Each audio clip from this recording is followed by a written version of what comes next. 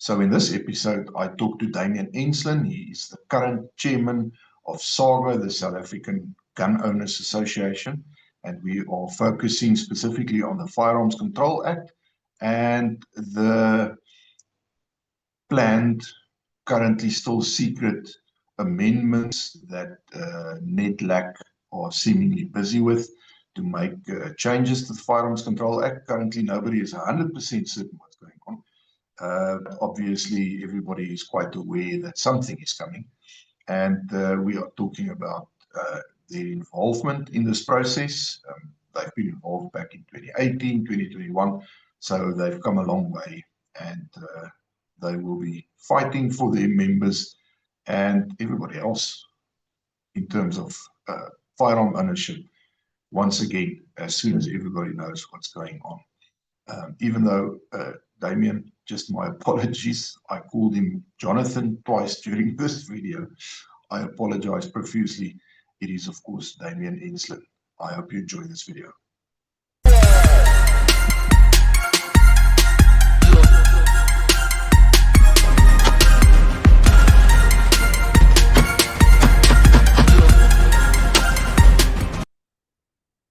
Well, good morning. Rian Kutsia Fortis, Proactive Defense Solutions. And today I'm talking to Damian Enslin, the chairman of SAGA, the South African Gun Owners Association. We will be discussing all the new happenings around the Firearms Control Act with a little bit of history of their involvement as well. Damian, welcome and thank you for your time. Thank you, Rian. Thank you very much for the opportunity, and thank you for coming, inviting me to come into your show today. Thank you very much. Absolute pleasure. I think to kick off, maybe just give us a little bit of a rundown about the history of SAGA. Where you guys are, how long you've been doing this, where you stand in this game, etc. Sure. Yeah, so SAGA has been around for just over 40 years. So it was established, 40 years ago in initially Durban, KwaZulu-Natal.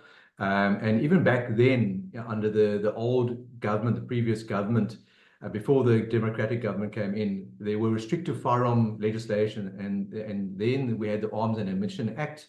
In terms of that act, there was restrictions in regards to the number of firearms you could own, and that's why SAGA was established to counteract the then previous government's anti-gun policy restricting firearms, and that's when SAGA was established. And SAGA has been involved in fighting for private South African gun owners' rights for over 40 years now, and that is the whole rationale, is to ensure that your right to choose to own a firearm, whether it be for self-defense, sport shooting, hunting, collecting, or business purpose, security company purposes, is maintained and protected.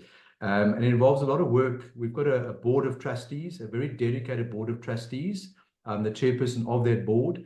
The previous chairperson was Advocate John Welsh, who was heavily involved in firearm issues for most of his life. And then I took over from him about sort of 5 years ago. And there's a dedicated board of trustees. No one gets paid a salary for what we do. We are passionate about what we do.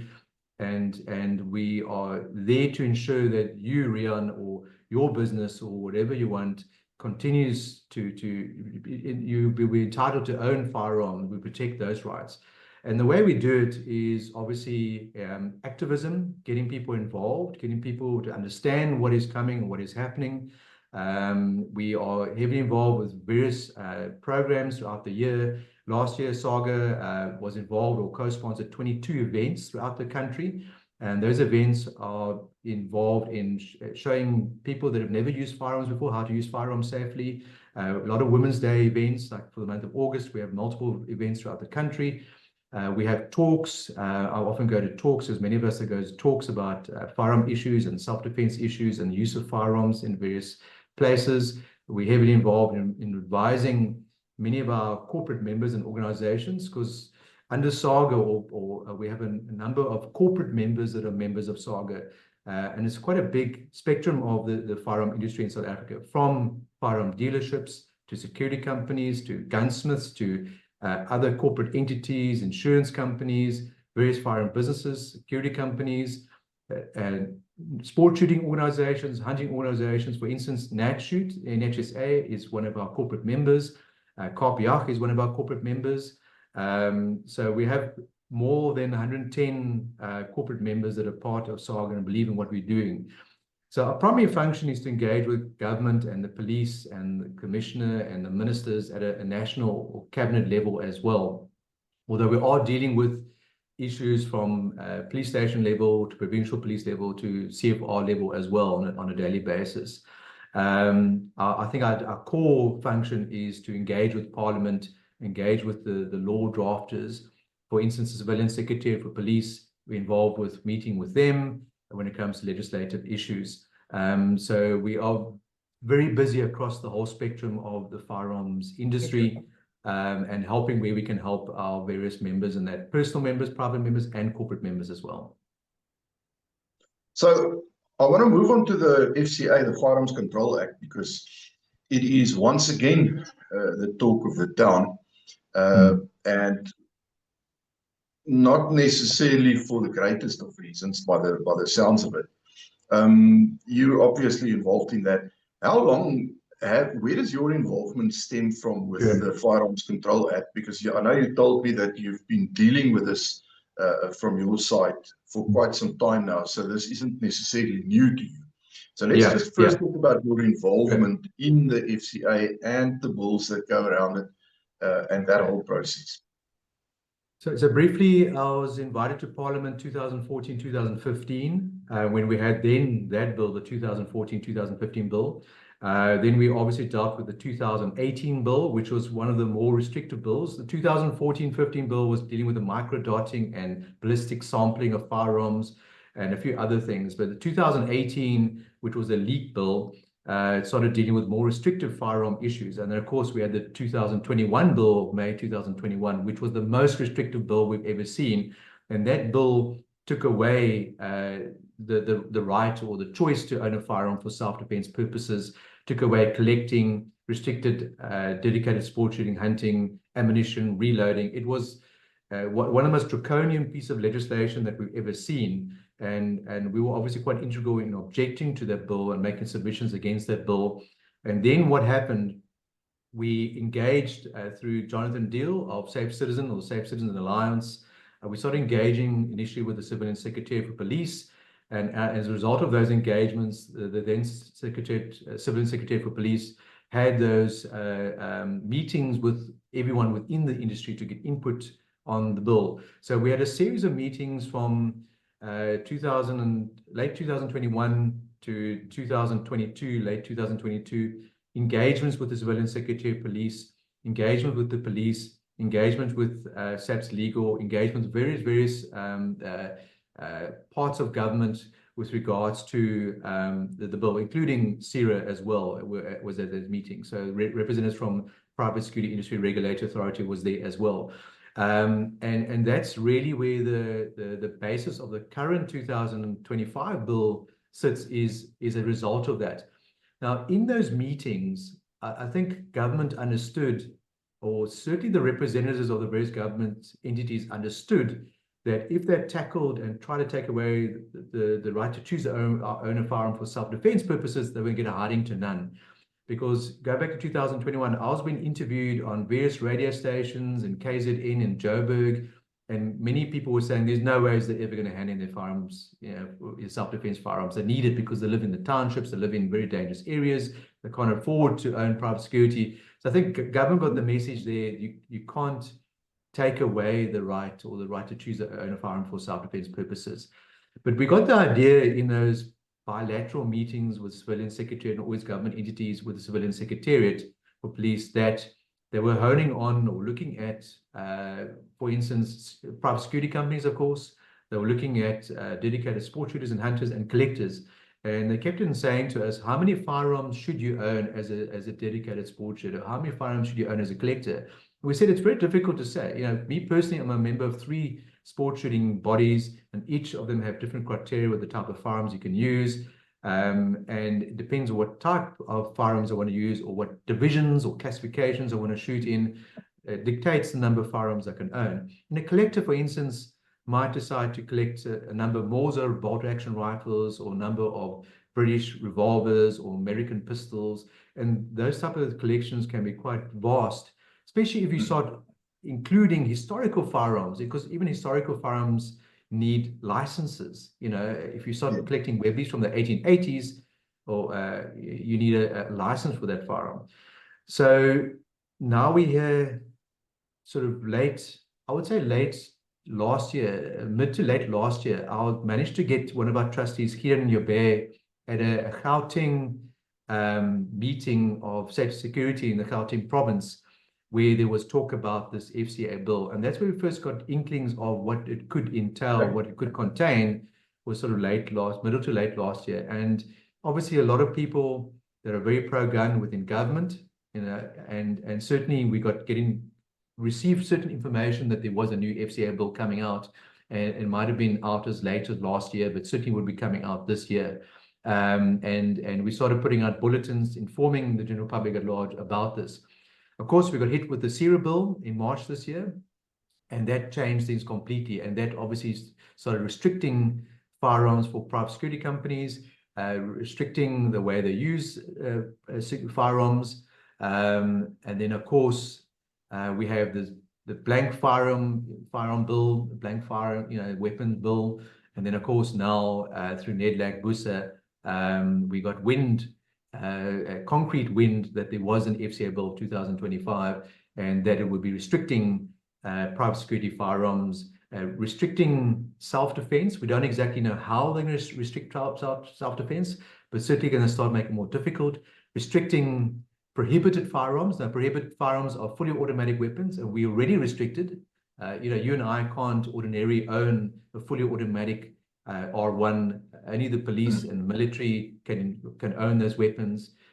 So those are already restricted, but restricting self-loading firearms. There's obviously a lot of sport shooting firearms out there, sport shooters that use self-loading rifles and shotguns. So they're definitely going to be targeting that. And then, of course, it appears to be targeting sport shooters and hunters, and restricting or making it more difficult and creating more reasons or less reasons to own firearms. So there seems to be definitely ways and means of restricting firearms. And unfortunately, we don't know the entire contents of the bill. Those are just what we've been able to glean from concrete sources so far, of what this FCA bill of 2025 would entail. We know that they're looking at ammunition potentially. Last time they were looking at reloading. They're concerned about reloading, etc. And there might be some good things in this bill. I don't know. We've been asking for many years for electronic, firearms control registry, and the dealers, SAGA, have been fighting for many years to introduce electronic firearms register that will make things much more smoother for everyone, including the dealers. And that might be one good thing out of many, many bad things. So it's definitely about control of private firearms. And that seems to be so far what we've been able to glean from concrete sources, Ariane. Jonathan, maybe I'm putting you on the spot a little bit if I ask you this, but I'm going to ask it anyway. What is this drive from government side to want to restrict firearms, specifically when it comes to self-defense? When we live in a country where crime is completely out of control, SAPS have stated in Parliament that they are not able to control it. You will remember that incident with that one general. And I mean, we see it, we live it, yet they are continually striving to try and I'm going to go so far as to say I get the impression that they actually want to try and take that right away completely, and basically hand us over to fate, because that's what it boils down. Why do you think that is? Well, look, I think the ANC government alliance, we look at government, I'm focusing on the ANC and its alliance. They've been very clear right from the beginning. They did not want private firearm ownership. And there's many people that fought very hard to ensure that today we have the FCA bill that we have. And in the FCA bill we have, or the FCA Firearms Control Act we have today, is actually quite a good piece of legislation. There are things that need to be fixed there, of course. But I think government has been very clear for right from the outset that they don't want us to own firearms. To answer your question, it's all about control. I believe that the current government It wants to control private citizens, and it has some sort of perception, I'm saying a perception, that we are going to somehow use our firearms in a legal means, which we never, you and I are law-abiding citizens. We obey the laws of this country. Yes. We don't commit crime with our firearms. And it's almost like a way of tackling weak targets again. If they create more legislation and more laws, the only people that comply is going to be you and I and the law-abiding citizen out there.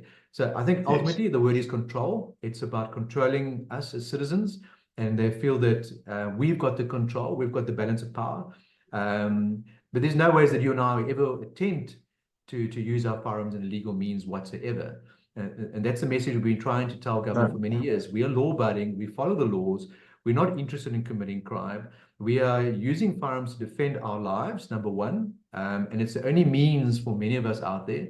You and I can probably afford private security, and we can probably afford very expensive private security or fairly reasonable private security, and there's a reasonable chance of private security coming to you and my aid. But there are many hundreds of thousands of people out there, if not millions of people out there, that cannot afford private security. And the only means to defend themselves is to own a firearm. And we advocate that if you're going to make the decision to own a firearm for self-defense, get the necessary training. Owning a firearm or gun on its own is not sufficient. You need to get training. You need to go to a shooting range. You need to learn about the proper, effective use of the firearm, as well as the legal use of the firearm, when to use it in the right legal circumstances, when to know when to use that firearm to defend your life against an unlawful imminent attack, etc. So it's about control, Rian, I believe, and our government doesn't trust its citizens. And a government that doesn't trust its citizens, you must be concerned about. If they don't trust us as law-abiding citizens, then there's something wrong up there. But I think they've been very clear right to the outset that they're not interested. And Ramaphosa said that on record, that he doesn't see the reason why private citizens should own firearms. Only the military and police should have firearms. And that is that's a sort of a policy almost, from their side as the ANC government or the governing party in the government of national unity.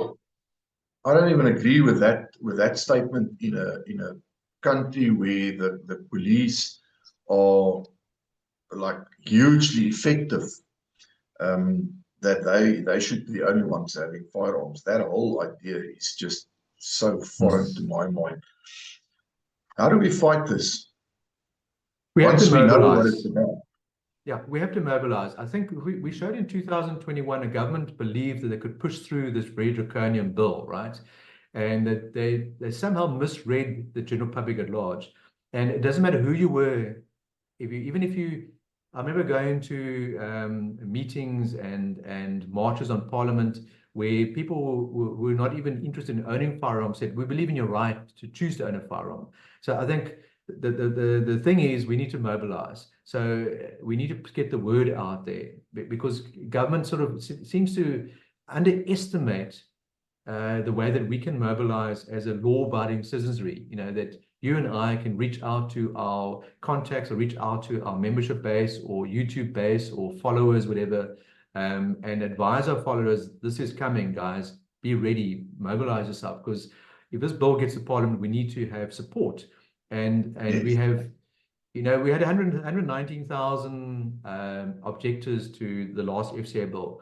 But that's still a small amount out of the 2 million or 3 million. It's called 2 million gun owners of owning 3 million firearms, private firearms. So, if we mobilize 500,000 people or 1 million people, that makes a huge difference.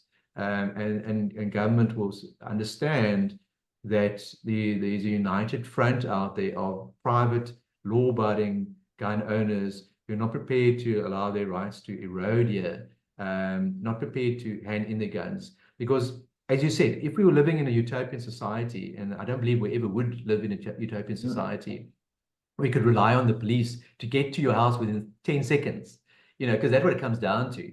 Even in the most effective police force in the world, if you're living in the UK or in Europe somewhere, or the US somewhere, again, the most effective police force will still take some time to get to you. You got to phone that 911 and wait for them to arrive. So there is still a use for a firearm in self-defense circumstances, even in the best police, I won't call it a police state, but a police system.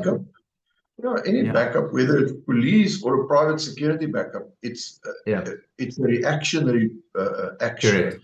So Correct. they're never going to be there at the moment when it goes down. Then it's you and whoever the criminal is coming for you. Correct. You know, absolutely. So the focus of government is on us as weak targets, and there's a reason for it. They don't have, I would say, the guts to actually take on organized crime and crime in South Africa. They don't have the wherewithal anymore. They don't have the expertise anymore. They don't have the resources. But they could resource. They could resource crime intelligence properly. But unfortunately, we're living in a bit of a failed state here, where all these government institutions that were very effective 20 years ago, I mean, we just go back 20 years, they were fairly effective in combating organized crime, fairly effective in tackling illegal and unlawful firearms. I mean, we just saw the other day how firearms come across our border from Namibia, and allegedly some police officers in Namibia were involved in bringing firearms into South Africa.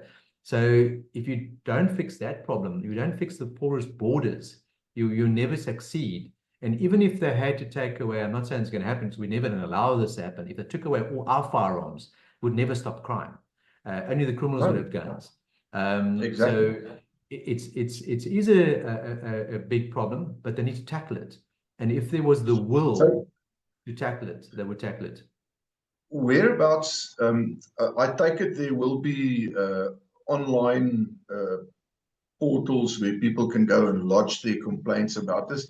Do you guys have something like that on your website available? I know there will be other places too, but I'm talking to you now. So we will in due course. Obviously, we don't have sight of this FCA bill. So it's just to explain what we're trying to do at the moment, Rian. We're trying to get hold of the entire contents of the FCA bill. So we've got a snippet, we've got an understanding what the principles might be, or the main issues of the bill. But there could be a lot of other things in there. So we have written to the Civilian Secretary for Police. We've written to the Chairperson of Portfolio Committee on Police, Ian Cameron. We've written also to NEDLAC as well, requesting a copy of the FCA bill. And if we don't get a copy of it, we will obviously launch PIA Act applications to obtain a copy of this bill. That Jonathan Deal, Safe Citizens, is already in that process as well. He's done the same thing as well. So we're trying all resources to get hold of that bill. So once the bill is in the light of day and we know what its contents are, then absolutely, what we've always done is mobilize as many people as possible. And certainly there will be online forums, and you can submit your objections. And then what we normally do as SAGA, if the bill is advertised or government gazetted, we will then mobilize submissions, formal submissions against the bill, and submit that to, it seems to be crazy, NEDLAC this time around, rather Civilian Secretary of Police, who we think would be the right government entity. And that's one of our objections so far, is why is this at NEDLAC, a labor institution, rather than with Civilian Secretary of Police, which should be. It's certainly a question that gets asked a lot. Why NEDLAC? Yeah, and that's an interesting question, and we haven't had an answer to that question as to why they decided to go that route. And I really don't know the answer to that. It's just not the right entity. But we are trying to get ourselves involved. I've nominated myself to that committee at NEDLAC, and someone within BUSA has nominated me to that committee, because you may know that I'm also a practicing attorney that sort of specializes in firearm issues. So, I'm quite involved in firearm issues and that as well. So we are trying to get involved there. And of course, if government's not prepared to correspond with us or respond to us, we'll go via the courts to get access to that, because it's in the interest of everyone to see what that bill is. And I don't know why they're trying to keep it so secret. They should be engaging with us. There are so many questions about this, and why the secrecy is definitely a big one. I guess we shall find out. So, as for firearm owners on the ground, whichever body you belong to, whether it's SAGA or anybody else, keep in contact with them, talk to them. Maybe talk, because I've seen I've seen posts from the DA, I think, where they are saying they are fully against this. So, if that's your political party, then maybe, get in contact with them and tell them that you're unhappy. Get them worked up about it so long. And as soon as the details start coming out, then look out for online platforms where you can sign, a vote of no confidence in this and state your the petitions, all the online petitions. The petitions, that's the word I'm looking for. And complete petitions, do your thing. Don't just sit back and ask people like SAGA to fight for you. Be a part of it, do your thing. You have to get mobilized, get going. Yes. This is in everybody's interest at the end of the day. Yeah, absolutely. Yeah. Jonathan, I think that covers the subject quite well. I think I'm going to end it there, unless you have something else to add to that. Rian, yeah. So again, people must keep aware of what's happening out there. Join SAGA or join the organizations. We are obviously putting out a lot of information out there at the moment on an almost weekly basis about as things come to light. And then we will obviously, as soon as we've got a copy of the bill, we'll release that bill. That is we're battling to get hold of at the moment is a copy of the bill. But certainly, I think it does take time sometimes for the message to get across to all gun owners. And what we need is just for everyone to be awake and alive. Last time we sort of got caught unawares by the FCA bill of May 2021. And, we fortunately we're given a bit more time rather than the 30 days. We've got 60 days to mobilize. So this time we have a bit more time, hopefully, to mobilize. So by the time we see the FCA bill, that we have 500,000 people mobilized rather than 100,000 the last time round.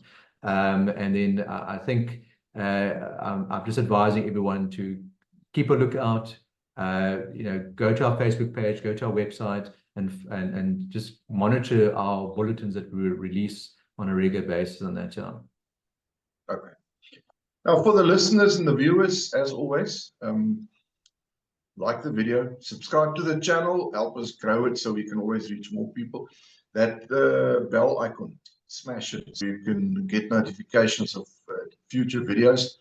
Also remember that we now have a podcast on Spotify called Quick Shots, so this will be uploaded to the podcast as well.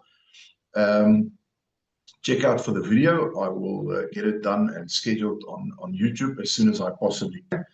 And if you are interested in anything with SAGA, the details will be displayed on the top of the screen for the duration of the video. And if you are interested in any of the training that is offered under the Lone Operator banner, there will be a link in the description below. Check it out, and we hope to see you on a range one of these days. Damian, thank you so much for your time. Pleasure. I really appreciate it. Thank you. Pleasure, Graham, and thank you very much for having me on your channel. I appreciate it again. Thanks for your support. Absolutely. Have a good one.